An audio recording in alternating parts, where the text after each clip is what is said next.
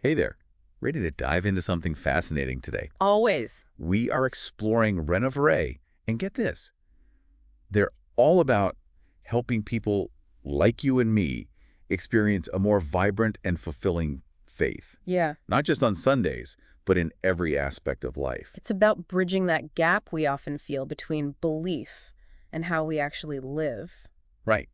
Like we believe in God, we might even have a regular spiritual practice, but sometimes it still feels like something's missing. And that's where Renovare's approach to spiritual formation comes in. They're Russ. not just focused on being good Christians, but about actively cultivating a relationship with God that impacts every single part of our lives. Okay, so let's unpack this whole spiritual formation thing a bit more. They have this really powerful quote on their website.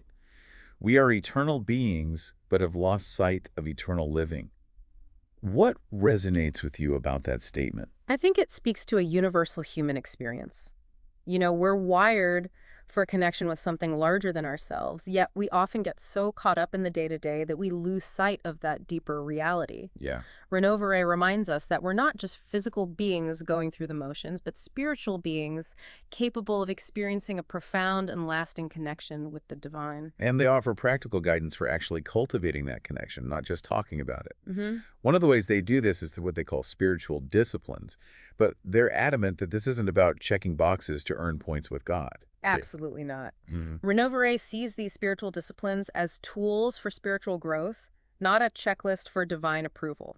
Okay. Think of them as practices that help us become more receptive to God's presence and guidance. It's like building spiritual muscles.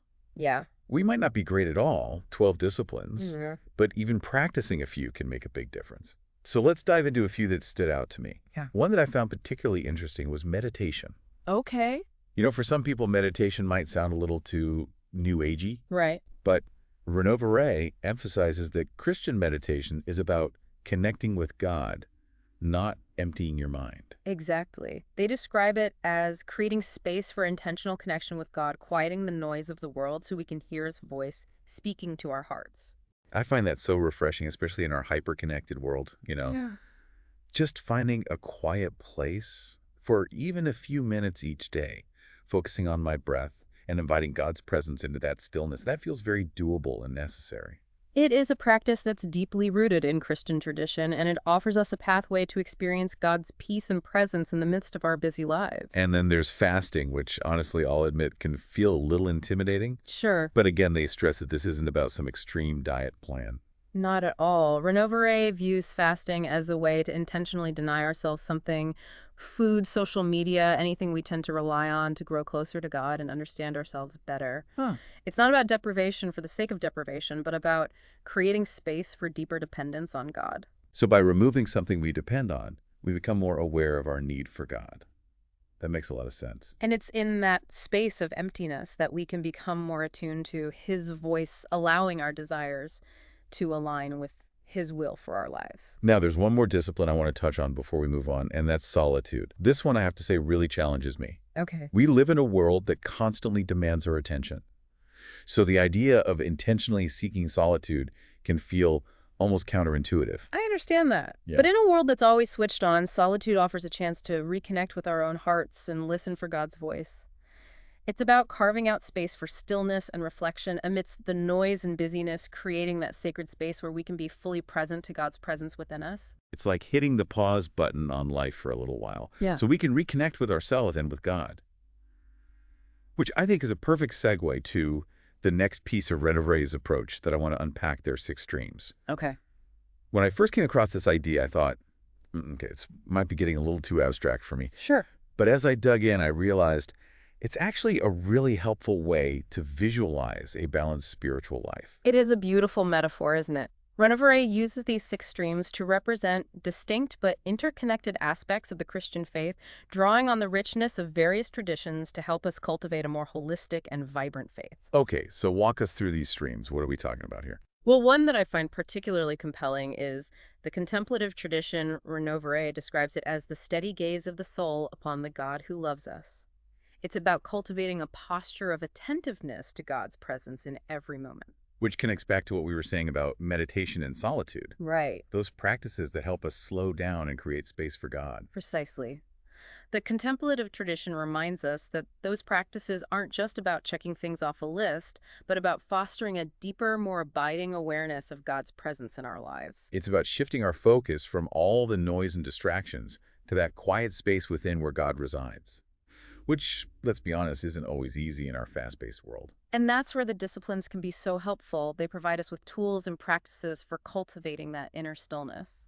So we've got the contemplative tradition. What's another stream that stands out? Another one that Renovaré emphasizes is the holiness tradition.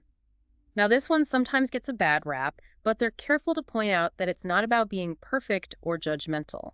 It's about aligning our hearts and actions with God's will, right? Living in a way that reflects God's character. I love that they use the phrase to function well in life. It's a great way to frame it, isn't it? Yeah. It's about becoming more and more like the people God created us to be, living out our faith in practical, down-to-earth ways. And that doesn't mean we have to isolate ourselves from the world to pursue some unattainable standard of perfection. Not at all. In fact, it's quite the opposite. Mhm. The holiness tradition calls us to engage with the world, but to do so in a way that reflects God's love and character. Which brings us to the social justice tradition. This one really stood out to me because it highlights that our faith shouldn't just be confined to our personal lives. Mhm. It has implications for how we treat others and how we work for justice in the world. Absolutely. Renovaré is very clear that our faith should compel us to action. They have this great quote in their materials: love of God makes love of neighbor possible. I love that. Okay. It speaks to the heart of the social justice tradition, Mm. which is about recognizing the inherent dignity and worth of every human being and working to create a world where everyone has the opportunity to flourish. It's about letting it kind of like spill over into everything we do, Yeah. right? It's not just this compartmentalized thing. Yeah, and that's where I think the real beauty of that six streams framework comes in. They're not separate compartments. They all kind of flow into and nourish one another. Yeah. Oh, I love that image of the streams flowing into each other because it is this kind of interconnected thing. Right. Where it's like contemplation, holiness, justice, all of these different things are working together to help us live out, this vibrant faith. Exactly. And what I find so compelling about Renovare's approach is that it's both comprehensive and accessible. Mhm. It acknowledges the richness and depth of the Christian tradition, Mm. but it also offers these really practical tools and guidance for anyone who's seeking to deepen their relationship with God. It's Yeah. like they're saying, this is a journey, not a destination. You don't have to have it all figured out. You just have to be willing to take the next step. And to remember that we're not alone on the journey either. Right. Like we are part of this larger story, That's right. this community of faith that spans, centuries and continents. Yeah. And we can draw strength and wisdom from those who have gone before us. We've got the scriptures.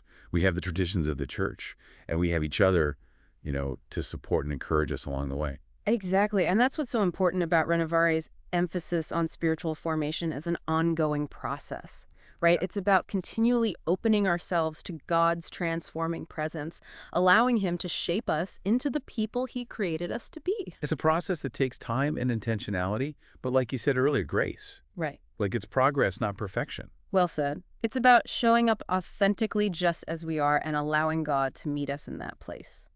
This has been such a rich conversation. Yeah. I feel like Renovare has given us so much to think about these disciplines, the six streams, and most importantly, just that invitation to kind of embark on this journey of spiritual growth. Yeah. As we wrap up, I'm left wondering, if you could ask God for one thing to help you experience more joy, peace, or purpose in your own life, what would it be?